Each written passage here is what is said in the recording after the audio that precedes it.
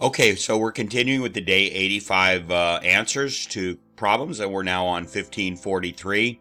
So at 2000 degrees centigrade, the equilibrium constant for the reaction, and there's the reaction, is Kc equals 2.4 times 10 to the third. If the initial concentration of NO is 200, is 0.2 molar, what are the equilibrium concentrations of NO, N2, and O2? So, you are going to go ahead and make an ice table out of this, and we'll go ahead and do that. All right, so we have two things to work with here. Let's get on screen here. We have an ice table, and we have a law of mass action. So what have we been given? Well, we've been given the Kc. And we know the general law of mass action is going to look like this. Again, I like to draw the arrow in the ice table so to be sure I don't forget which are my reactants and which are my products, although you usually don't see that. So over here, there's initial change. So since we have a total of 3 reactants products here, I make 4 columns, one for the titles, and then one for each of the reactants or products.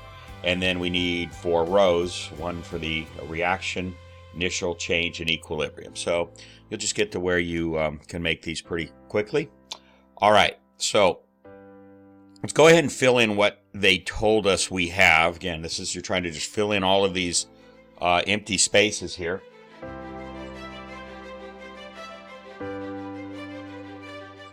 So it tells us the initial concentration of NO is 0.200. Okay, and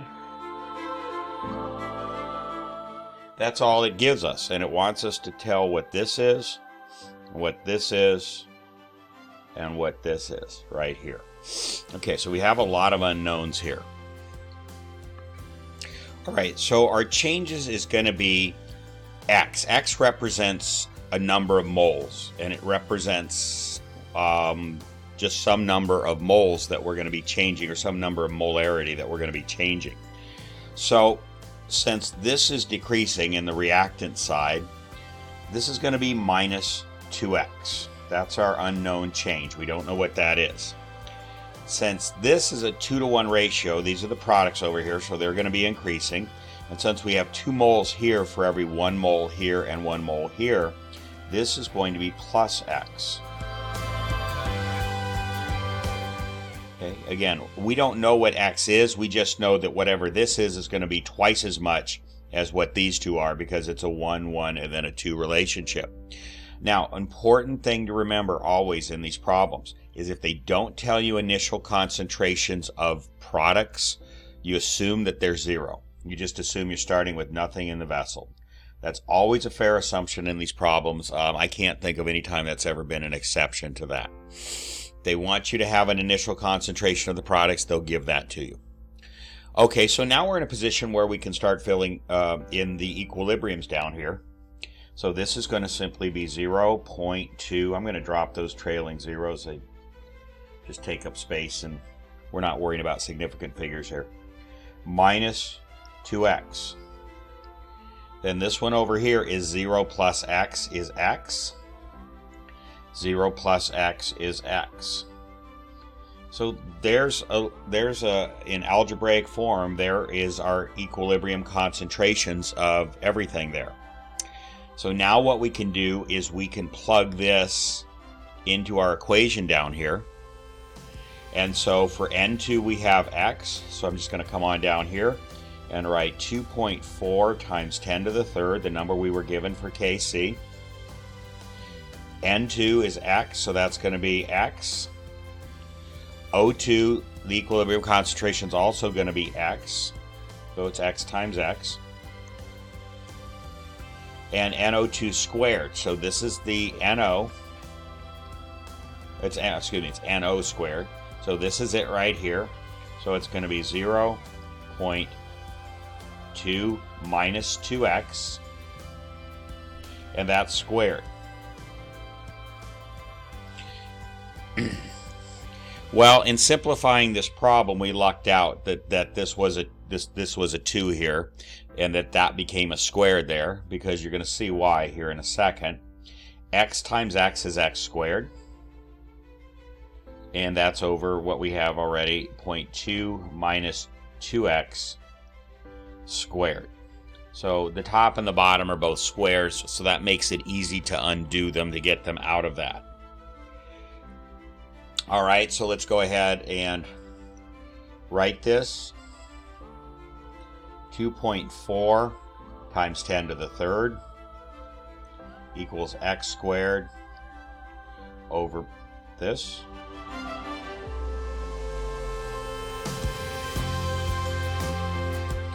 Okay, so what can we do to get out of these squares? We just take the square root of this entire side here.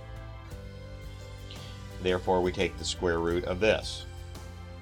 And that's going to unlock those squares. So we come down here, get your calculator out. Okay, so we're going to take the square root of 2.4 times 10 to the third. So be sure you know how to do that. So I'm going to do it here on the calculator. I'm going to hit second x squared. Move down so you can see it, x squared. I hit second and x squared. Let me clear my calculator first. I think I had something on it. Second button, and x squared. That gives me a square root, as you can see. Try to move it out from the glare here. And then I'm going to punch in the number. It's 2.4 times 10 caret 3, and then close the parenthesis. And that'll give you the square root of that number. And that gives us 48.98. Let's just call it 50. And now we're going to take the square root of this, which is simply going to be x squared over 0.2 minus 2x, because we undid both of those squares by putting it in the square root sign. So let me get on screen here. Now it just becomes an algebra problem. I'm going to multiply, and I'm sorry, that was a mistake. That is no longer x squared, it's just x. Okay. So we have no squares anywhere involved anymore. Okay, so I'm going to multiply both sides by this.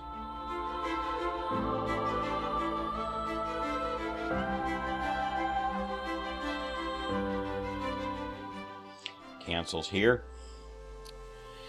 We multiply through this, and 0.2 times 50, do that on your calculator if you need to, is 10. Minus 100x equals x. We'll move the 100x over to this side, add 100x to both sides, and you end up over here with 100x plus 1x is 101x. Over here is a 10.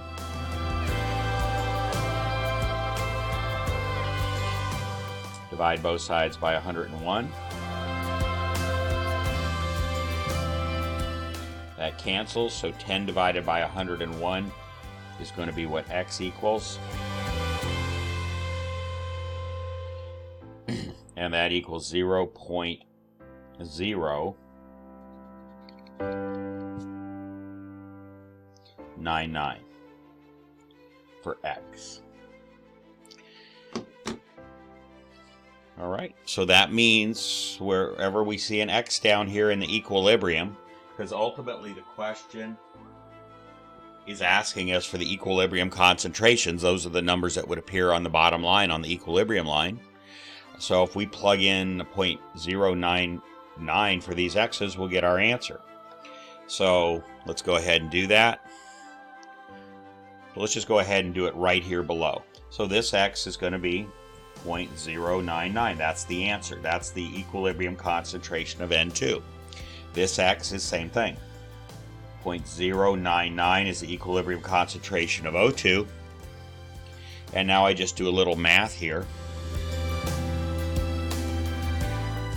2 times 0.099 equals, well, let me do 0.2 minus 2 times 0.099, and that gives us this. And this is all molar. And that's our final answer. That's what the question was asking us for, with the equilibrium concentrations of each of those. And one way you can check that is take these numbers for each of these concentrations, plug them back into this equation, and see if you get 2.4 times 10 to the third. And if you do that within, some margin of error, you will get that. Okay, so that takes care of 1543. Okay, so we're moving on to 1549. So let's read that. It says, for the reaction, and there's a reaction, reversible reaction, it gives you an equilibrium constant of 280 at a temperature. Again, the only thing the temperature is saying is that it's not going to change. Suppose that 0.5 mole of IBR in a 1 liter flask. So in other words, you can use moles here rather than molar because it tells you it's a 1 liter flask. So moles per liter, it means it's 0.5 molar as well. So 0.5 moles of IBR in a 1 liter flask is allowed to reach equilibrium at 150 degrees. So the whole point is the temperature is staying the same. What are the equilibrium concentrations of basically everything? So this is identical to the last question, really. It's just another chance to practice ice tables. Okay, so given that you did 1543, see if you can do this one on your own. And let's go ahead and do that. So I'll go ahead and pause and draw an ice table for us. Problem tells us that we have an initial concentration over here on the product side of 2 IBR of 0.5. It doesn't give us any concentrations for I2 or BR2, so we assume that those are 0. And so what we're going to do is, we know that the reaction, it has a Kc of 280. So that means there is a ratio of products to reactants. There are some reactants at equilibrium. Okay, if there's any kind of number here at all, there are reactants at equilibrium. So what that means is the reaction is actually going to start flowing backwards. So these are going to start increasing. That's what makes this problem a little bit different. These have got to increase because they're not going to stay at 0. Some of this is going to decompose into these two, and these concentrations are going to start increasing. So remember, it's a reversible reaction. It can run in both directions.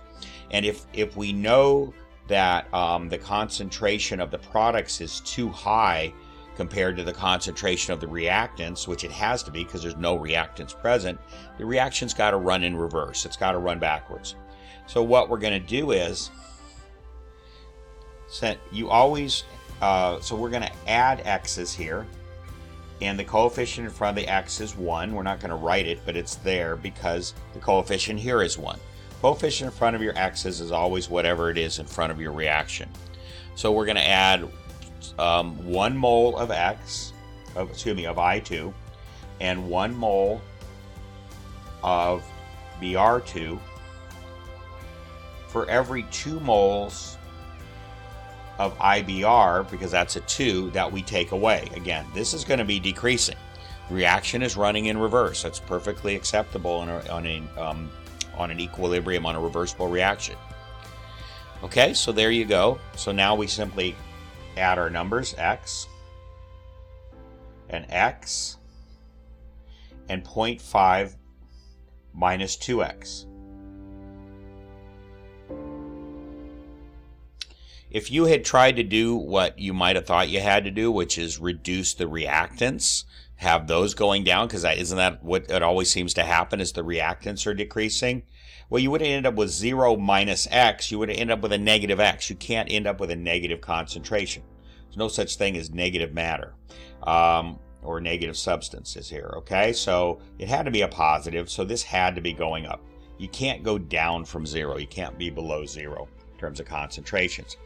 Okay, so there in algebraic form is our equilibrium concentrations of each of these. So let's go ahead and set them equal here. So it's x squared over, and I should actually have written the generic reaction first, so let's do that. So it's products. Even though the reaction's running backwards, this is still on the product side. It still goes on the top. So it's 2 times IBR. And I goofed on that. it ought to be IBR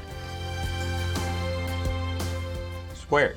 The 2 becomes the exponent, okay? Coefficient becomes exponent. Now we do this, and we have I2.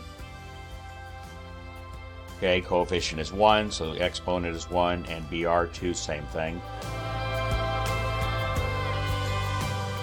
So that's what it looks like generically.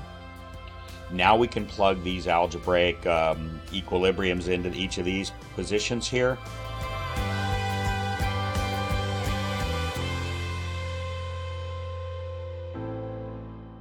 All right, so just plug these in the appropriate places to get that algebraic equation. Again, we end up with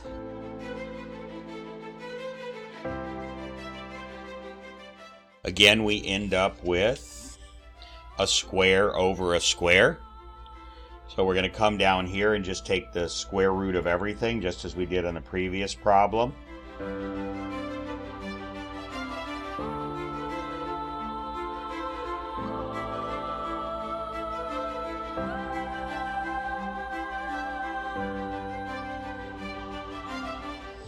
So the square root sign undoes both of these squares. We come down here.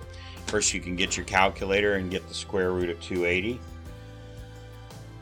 Second, x squared 280 close parenthesis gives us 16.73.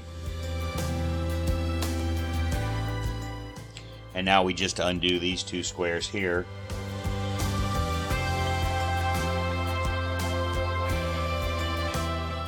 Looks like that. Now it's just an algebra problem, exactly the same as the last one.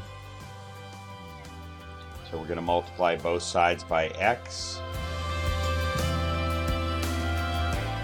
These cancel.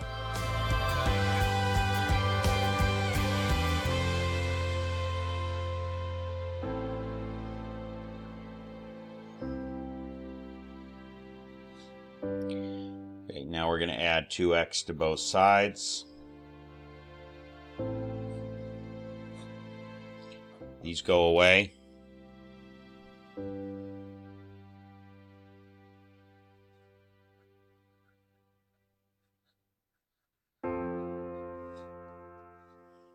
Now we're going to divide both sides by 18.73 to get x, to solve for x.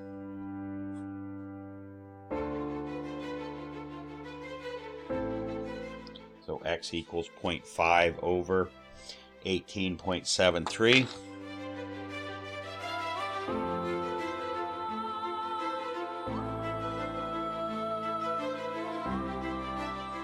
And we get 0.0267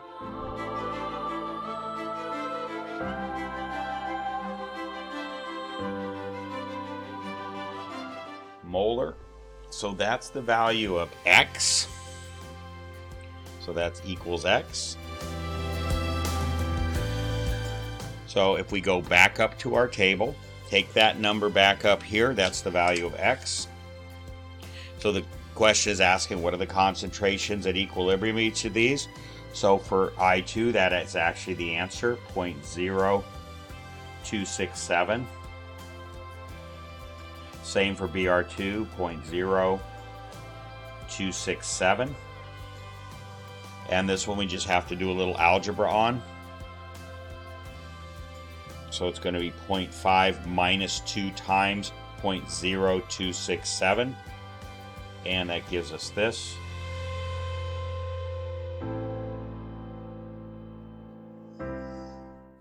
And those are all molar. Put that on the outside here. Those are all molar. And that is the final answer for this problem. Okay, so we're on 1552. And this is a Le Chatelier. It's just talking about the Le Chatelier principle of how a reaction that's thrown out of equilibrium returns to equilibrium. What does it do in certain circumstances? So go to the video of the PowerPoint slides that you watched last night, and that will give you the rules for this, but we'll talk about them here. I'm only going to speak these. I'm not going to put them down in writing because I want you to do that. and I want to have this page in front. So let's go ahead and do this. So let's read this. So you have this reaction. It has 4NH3 plus 5O2 yields products of 4NO plus 6H2O. And we see here that it's an exothermic reaction. Remember, delta H negative means heat is going out. Just like money in your bank account. If it's a negative number, it means money's going out of your bank account. And heat is going out of the reaction. Okay, so this is something that if you put your hand near the vessel where this reaction was taking place, you'd feel heat because it's coming out of the reaction. So it's asking, how does each of the following changes affect the yield of NO at equilibrium? So we're going to assume this reaction's at equilibrium right now, and we're going to do each of these things one by one, not all at the same time. So the answer you simply have to give is increase, decrease, or no change. All right, so A, you increase NH3. NH3 is a reactant. If you add more of this, it throws it out of balance, so it wants to bring it back into balance. So what it's going to do is move the reaction to the right. That's going to favor products. So if you add a reactant, it favors products. You start making more of the products over here. That makes sense. Put in more reactants, you get more products to bring it back into equilibrium. So that's A. B, you increase the H2O. These increase, decrease in concentrations are easy. Okay, if you increase this, you have more on the reactant side than the equilibrium wants, so that's going to push the reaction backwards towards reactant. So you have more on the product side. Let me be sure I said that right. You have more on the product side than the reaction wants, and so it pushes everything back towards reactants. So the question is, they want to answer, how does it affect the yield of NO? It's going to decrease the yield of NO. It's going to move backwards. So NO is actually going to be taken apart along with water and produce these again. So it's going to decrease the yield of NO if you add more there.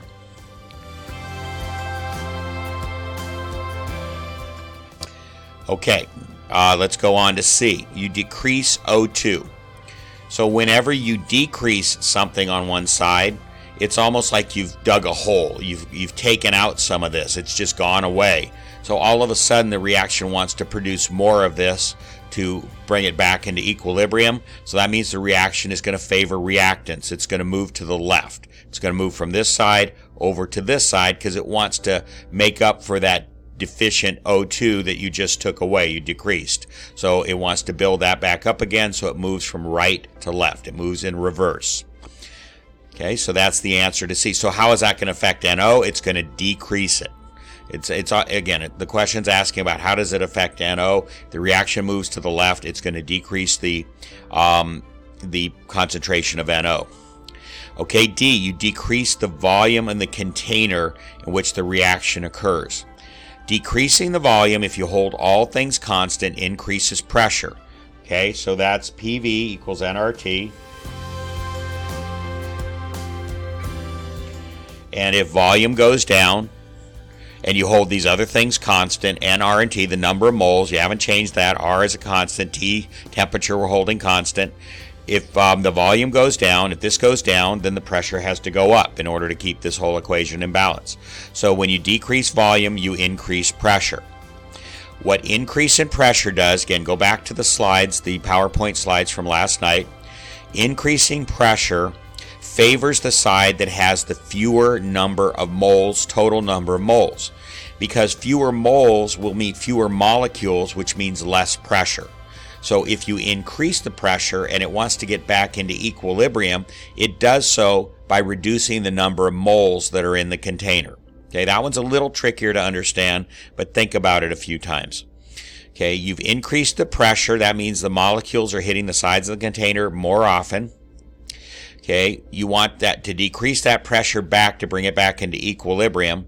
So you do that by having fewer molecules, by decreasing the number of moles. So let's figure out which direction would do that. On the reactant side, we have 4 moles of NH3 and 5 moles of O2. That's a total of 9 moles on the reactant side. On the product side, we have 4 moles of NO and 6 moles of H2O, and it's H2O gas, not H2O liquid.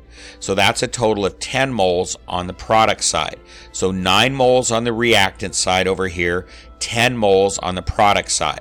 So if you want to decrease the pressure by reducing the number of moles, you need to favor the side that has the fewer moles. So that means the reaction is going to run in reverse. It's going to go from 10 moles down to 9 moles, and that'll help reduce the pressure and get it back into equilibrium. So that's the answer to that one. So D, how does decrease in the volume of the container which the reaction occurs? Decrease in volume increases pressure. We don't want the pressure to increase at equilibrium. We want to go back to the old pressure if we can. So the way you reduce the pressure back down is you go from the side with more moles to the side with fewer moles, so you have fewer molecules hitting the side of the container. So that's from 10 down to 9. So I hope that explanation is clear. Think about it a little bit, okay? Next, add a catalyst. Okay, so we talked about this.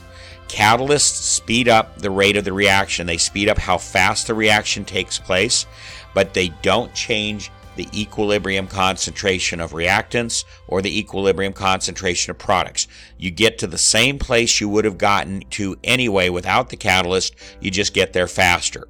But faster has nothing to do with equilibrium. Faster is about kinetics. This is about equilibrium, and a catalyst does not affect the equilibrium concentrations. All right, so the answer to E is add a catalyst, has no change on the amount of NO that's produced. And finally, increase the temperature. Okay, so this is an exothermic reaction. You put your hand next to it, you feel heat coming out. So just think of this logically. If you're in a really cold room and heat, if this reaction wants to produce heat, you treat it like a product of the reaction. If this reaction wants to produce heat and you're in a really cold room, is it easier for the heat to get out of the reaction into the room, into the surroundings, or is it harder?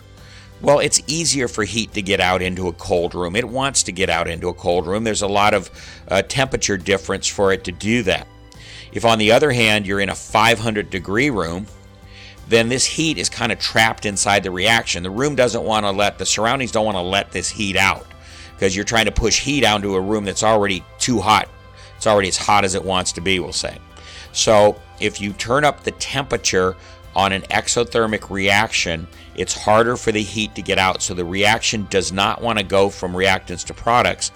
You're basically pushing heat back in. You're pushing the reaction backwards by pushing heat into it. And that means it wants to go from products back to reactants. So that's going to decrease the amount of NO2. It's going to go from right side over to left side. Again, that's one maybe you have to think about a little as well, okay? So listen to go back, replay this, listen to those explanations again, see if they make sense. Okay, so that's the answer to 1552. Okay, so let's do number 1553. How do the following changes affect the value of the equilibrium constant for the gas phase exothermic reaction? So that means heat is coming out of it. Now, you got to be careful reading this question. It's not asking how these things affect the equilibrium. It's asking how do they affect the value of K, the equilibrium constant. And the principle to remember here is that the only thing that affects the equilibrium constant K, what its value is the temperature. Just as the only thing that affected the rate constant, small k, in kinetics reactions is the temperature.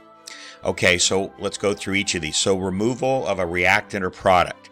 That definitely would affect the equilibrium of the reaction, of the overall reaction, but it doesn't change the equilibrium constant. The value of K stays the same. So A would be no change in the value of K, the equilibrium constant. B, decrease in volume. Well, decrease in volume increases pressure, and we said, yeah, that'll definitely affect the equilibrium of the reaction. It'll move the reaction towards the side that has the fewer moles, because that's how you reduce the pressure and get that pressure back down again. Pressure goes up, you want to get it back down again. You want to go to fewer moles, fewer molecules in your reaction. So that would definitely affect the equilibrium, but it doesn't affect the value of the equilibrium constant K. C is the one that affects the value of the equilibrium constant. It's a decrease in temperature. So think of what happens when the temperature decreases on an exothermic reaction. We just talked about that scenario. So let's say you're in a really cold room with a beaker that's exothermic, so it's giving off heat. Is it easier for the heat to get out of that beaker when the room is cold? Yeah, of course. The heat wants to come out into a cold room. It's easy for the heat to escape that beaker in a cold room. So that's going to increase the value of the equilibrium constant K. It's going to mean that as K goes up, as value increases of equilibrium constant, it means the reaction wants to move more towards products. It wants to favor products. Bigger K means the reaction wants to move toward products. So decreasing the temperature means the reaction will go more towards products by increasing the equilibrium constant K. Finally, the addition of catalyst, and we talked about this. The catalyst does not affect equilibrium at all in any way. It just determines how fast a reaction moves. That's a kinetics issue, not an equilibrium issue. It doesn't change how much product and how much reactant you end up at the end of the reaction. Okay, so I want you to listen to those explanations, put them in your own words for 15, 52, and 53. All right, that's the end of this exercise. We'll see you in class, and we're going to move on to more subjects this week. So have a great evening.